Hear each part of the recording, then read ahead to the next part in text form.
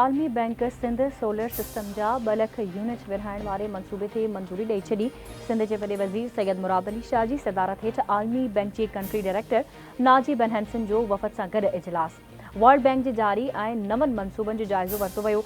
तवानाई वारे वज़ीर Nasir Hussain Shah World Bank team खे 2 लाख सोलर यूनिट्स जे विरहाइण बाबति briefing. Karachi water and sewerage service improvement project ते ब्रीफिंग पिणु ॾिनी वई। KWSSPIP मंसूबे जो मक़सदु शहर में पाणीअ जी फ़रहामी ऐं वाटर बोर्ड जे माली सूरतहाल खे बहितर करणु आहे। इजलास में BRT येलो लाइन ते कमु तेज़ करण जो फ़ैसिलो। येलो लाइन जो road infrastructure, yellow line BRT खे ठाहिणु, हलाइणु ऐं स्टाफ जी फ़नी तरबियत शामिल आहे। BRT येलो लाइन ते कमु शुरू करण लाइ मुआहिदे ते सही 10 अगस्त ते कई वेंदी। वॾे वज़ीर जो चवणु आहे त जाइज़े जो मक़सदु वर्ल्ड बैंक जे मंसूबनि खे वक़्त सिर मुकमल करणु आहे। वर्ल्ड बैंक जे $3.4 बिलियन जा 14 मंसूबा हलंदड़ आहिनि। हू पाण हर मंसूबे जे अॻभराई जी निगरानी करे थो। सीनियर वज़ीर शर्जील इनाम मेमण ब्रीफिंग ॾींदे ॿुधायो त 6 अगस्त ते जाम सादिक पुल जे ख़ाके खे हतमी शक्ल ॾिनी वई आहे।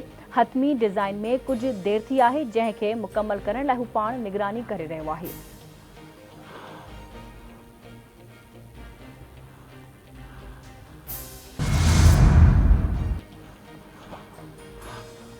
बांग्लादेश जी वज़ीर आज़म हसीना वाजी जे इस्तीफ़ा खां पोइ नोबल इनाम याफ़्ता ऐं मुआशी माहिर डॉक्टर मोहम्मद यूनुस खे उबूरी हुकूमत जो सरबराह मुक़ररु कयो वियो। परॾेही मीडिया मूजिबि उबूरी हुकूमत जे ॿियनि मेंबरनि जे नालनि जो ऐलान बि जल्द कयो वेंदो। बांग्लादेशी फ़ौज जे आला उहिदनि में उथल पुथल हसीना वाजी जे वेझो सम्झो वेंदड़ मेजर जनरल ज़ियाउल हसन खे उहिदे तां फ़ारिग़ कयो वियो।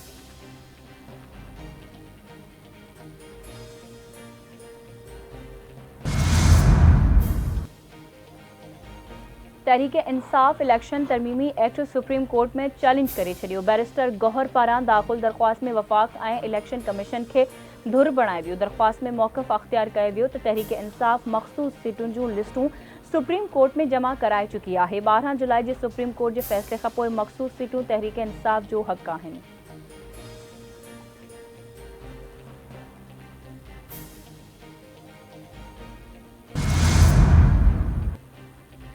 मख़सूस सीटुनि जे मामले ते इलेक्शन कमीशन सुप्रीम कोर्ट जे फ़ैसिले ख़िलाफ़ नज़रसानी अपील दाख़िल करण जो फ़ैसिलो करे वरितो। इलेक्शन कमीशन क़ानूनी टीम खे नज़रसानी अपील जी तयारीअ जी हिदायत करे छॾी। इलेक्शन कमीशन पारां ईंदड़ 1-2 ॾींहनि में सुप्रीम कोर्ट में दरख़्वास्त दाख़िल कराई वेंदी। इलेक्शन कमीशन पारां आज़ाद उम्मीदवारनि खे 15 ॾींहनि जो वक़्तु ॾियण ते एतिराज़ दाख़िल करायो वेंदो।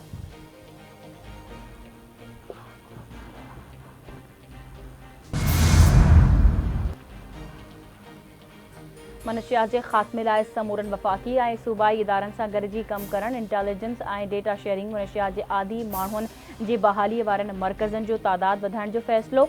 सदर आसिफ अली ज़रदारी जी हिदायतुनि ते मनशियात जी रोकथाम लाइ जोड़ियल हाई पावर्ड कमेटी जो सीनियर वज़ीर शर्जील इनाम मेमण जी सदारत हेठि पहिरियों इजलास। तालीमी इदारनि ऐं शागिर्दनि में मनशियात जी रोकथाम लाइ PTA खे एतमाद में वरितो वियो। तालीम खाते खे तालीमी इदारनि में स्क्रीनिंग कमेटियुनि जी जोड़ जख ऐं शागिर्दनि जी रेगुलर चेकअप खे यकीनी बणाइण जी हिदायत। शर्जील इनाम मेमण जो चवणु आहे त हाई पावर्ड कमेटीअ जो मक़सदु मनशियात जी रोकथाम यकीनी बणाइणु आहे। मुआशरे में मनशियात जा असर वधी रहिया आहिनि, उन खे रोकियो न वियो त मुआशरो हथनि मां निकिरी वेंदो।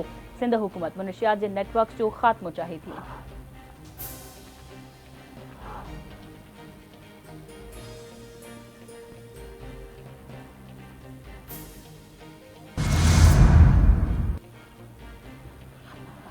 PTI वारा त शेख मुजीबुर रहमान खे हीरो मञंदा हुआ। हिकु मुजस्समो किरण सां हुननि पंहिंजो ईमान बदिलाए छॾियो।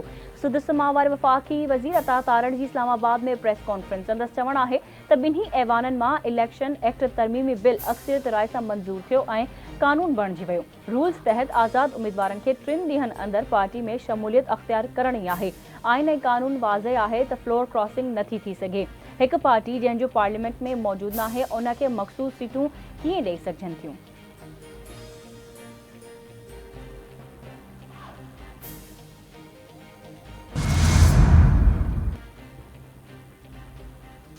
कराची जे गुलशन इकबाल में UBL कॉम्प्लेक्स भरिसां हथियारबंदनि जी फायरिंग में अहलकार शहीद। फायरिंग सबबि पुलिस अहलकार शब्बीर अहमद शहीद थियो। पुलिस मूजिबि अहलकार खे 4 खां 5 गोलियूं लॻियल आहिनि। हथियारबंद शहीद अहलकार जी मोटरसाइकिल ऐं हथियार बि खणी विया। घरू वज़ीर ज़ियाउल सुलंजार अहलकार जी शहादत जो नोटिस वरितो। रिपोर्ट तलब, बिना देर जवाबदारनि जी गिरफ़्तारीअ जो हुकुम।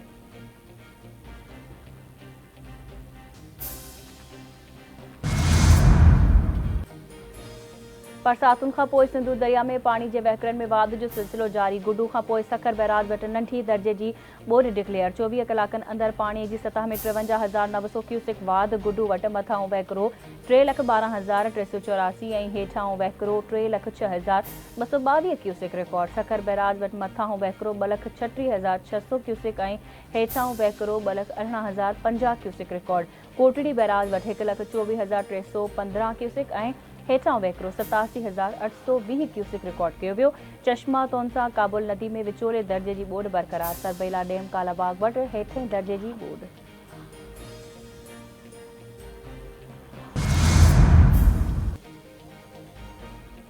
काछे ऐं खीरथड़ जाबलू पट्टी में बरसात खां पोइ नयूं वही अचण खां पोइ नयुनि जो पाणी मंछू ढंढ में दाख़िल। मंछर में चाढ़ अची वियो। मंछर ढंढ में पाणी जी सतह 111 फुट 1 RL ताईं पहुची वई। मंछर जे पाणी जो सिंधु दरिया में छोड़ जारी। आपाशी खाते अड़ल ट्रेल जा दर खोले छॾिया।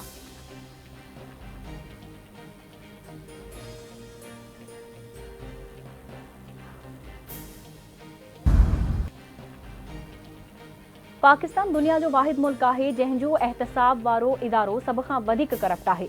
मौजूदा हुकूमत चयो हो त नैब जे इदारे खे ख़त्म कंदासीं, पर अॼु उहा ई हुकूमत उन जा हथ मज़बूत करे रही आहे। अॻूणे वज़ीर आज़म शाहिद खाकान अब्बासी जूं कराची में एहतसाब अदालत ॿाहिरां मीडिया सां ॻाल्हियूं।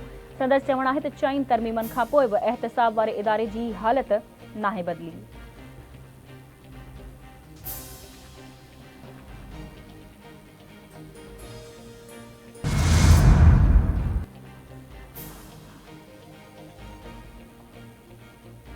सिंध हाईकोर्ट में बिजली के बिलन में म्यूनिसिपल टैक्स की उगाड़ीअ बाबत केस में मेयर मुर्तज़ा वहाब ख़िलाफ़ तौहीन अदालत की दरख्वास्त ते ॿुधणी।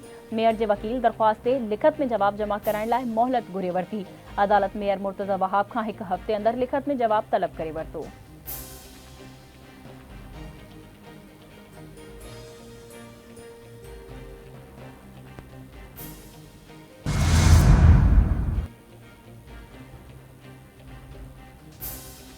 अमरीकी सियासतदान या अमलदार के कत्ल की मनसूबाबंदी के इल्ज़ाम में पाकिस्तानी शहरी ते फ़र्द जुर्म लागू। अमरीकी इंसाफ वारे खाते मूजिब आसिफ मर्चेंट जा ईरानी हुकूमत से मुबैना राब्ता आहिनि। अमरीकी मीडिया जो चवणु आहे त आसिफ मर्चेंट किराए के कातलन से राब्ते में हो।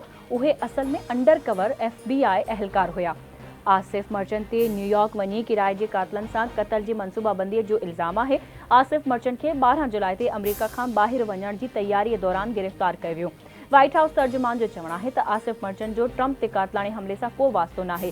कैरिन जेन पेरी मूजिब आसिफ मर्चेंट जा पाकिस्तान में ज़ाल ऐं ॿार आहिनि ऐं ईरान में भी ज़ाल ऐं ॿार आहिनि। हू केतिराई भेरा ईरान, शाम ऐं इराक जा दौरा करे चुको आहे।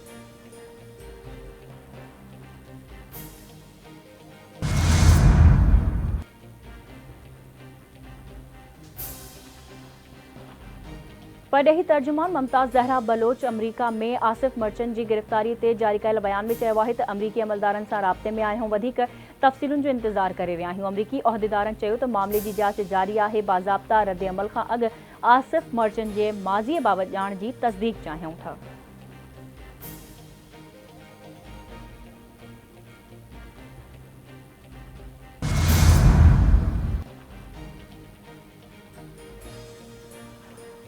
खैरपुर भरसा कौमी शाहरा ते वारिस गंभीर स्टॉप वटि ट्रॉलर जो मोटरसाइकिल के टक्कर, नौजवान फौत, 1 ज़ख्मी। फौती की सुञाण सजाद फुलपोटो के नाले से थी। ज़ख्मियुनि की गणती जोगी हालत में सिविल अस्पताल खैरपुर मुंतकिल किया वियो।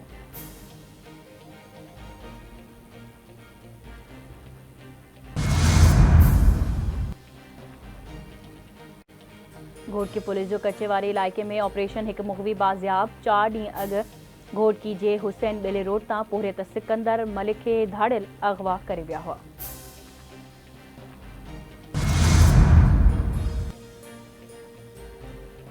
टंडो आदम वेझो सुइकंदर शाह के ॻोठ सुल्तान चांग वटां 25 फुट खंड पवण खां पोइ 3 ॻोठनि में पाणी दाख़िल।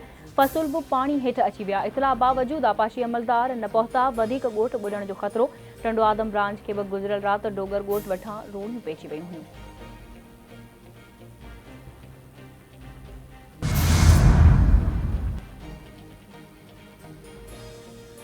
मुबारकपुर भरिसां मूसालाबाद शाह खे 3 मुख़्तलिफ़ हंधनि तां खंडु पइजी विया। 3 ॻोठ गुलपसंद बंगलाणी, मोर ख़ान कोसो ऐं अली शेर बंगलाणी पाणी हेठि अची विया। हज़ारनि एकड़नि ते बीठल सारियालू फ़सुल बि ॿुॾी वियो। इतला बावजूद आपाशी अमलो न पहुतो। ॻोठाणा पंहिंजी मदद पाण तहत घारो बंदि करण में मसरूफ़।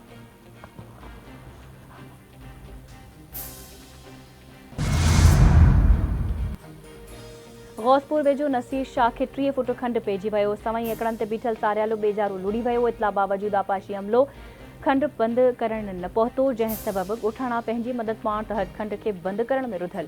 ॻोठाणा मीडिया अॻियां राहींदे चयो त नसीर शाह खे लॻल खंड खे बंदि कराए आपाशी अमले ख़िलाफ़ क़ानूनी कार्रवाई कई वञे।